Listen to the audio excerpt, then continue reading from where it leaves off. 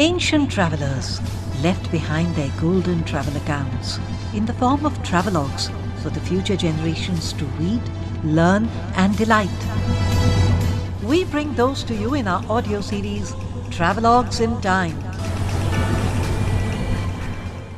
In today's edition, we have the travel accounts of Jean-Baptiste Tavernier, the French traveller who visited India in the 17th century. The script is by Professor P.T. Haridas, member, Indian Council for Historical Research, and presented by Kaushik Roy. Over to Kaushik Roy.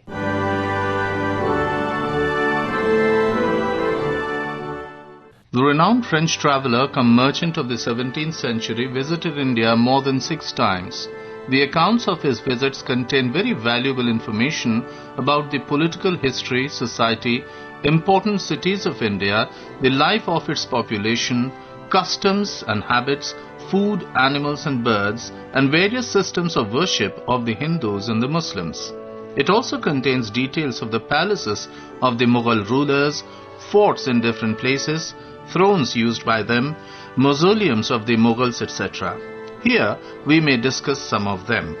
There is an abundance of peafowl in India, especially in Bharuch, Cambay and Baroda. The flesh of the young bird is white in color and of good flavor. They were found throughout the day in flocks in the fields. During the night, they perch in the trees. It is very difficult to approach them during daytime as they will enter the bushes immediately and rapidly. However, one must be careful not to kill a bird or any other animal in places where Hindu Rajas ruled. It was not dangerous where the rulers were Muslims.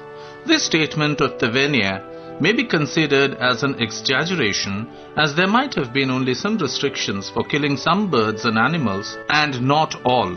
The Hindus have great veneration for monkeys. They even feed them in some pagodas where they go to worship. In Ahmedabad, there were 2 or 3 houses which served as hospitals for cows, oxen, monkeys, and other sick and disabled animals. People brought there all materials which they could afford to feed them.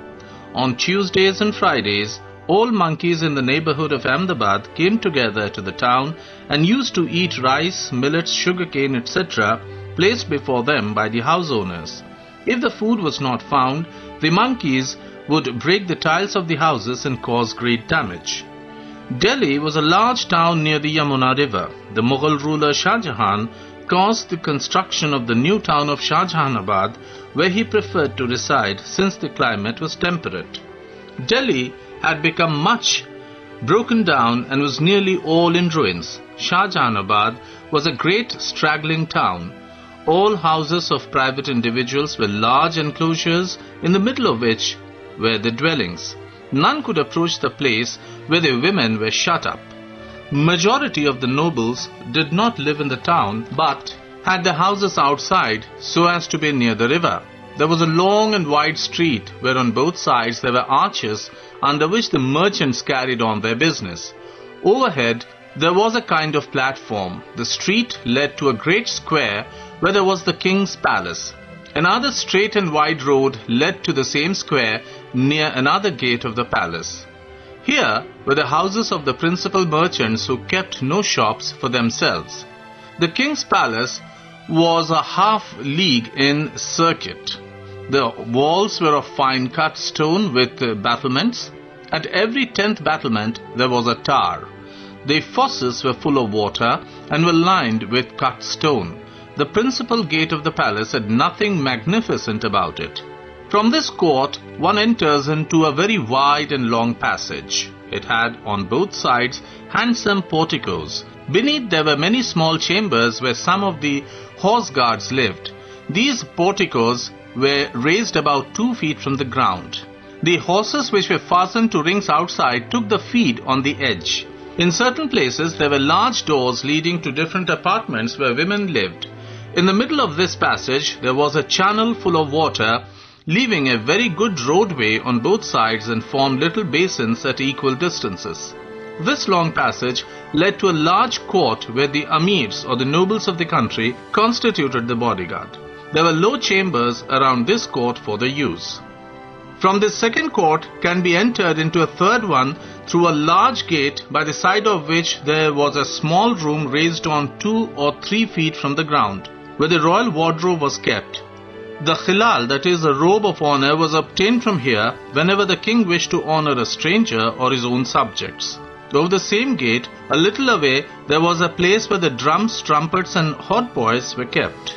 These were sounded before the king entered and occupied the throne of justice, and again when the king was about to rise and leave. When you enter the third court, you face the divan where the king gave his public audience. It was a grand hall, elevated some 4 feet above the ground and open on 3 sides. 32 marble columns sustained as many arches, and these columns were about 4 feet square with their pedestals and some mouldings. You have just heard the travel accounts of Jean-Baptiste Tavernier, the French traveller who visited India in the 17th century. The script was by Professor P.T. Haridas, Member Indian Council for Historical Research, and presented by Kaushik Roy. Travelogues in Time. Travelogues in Time.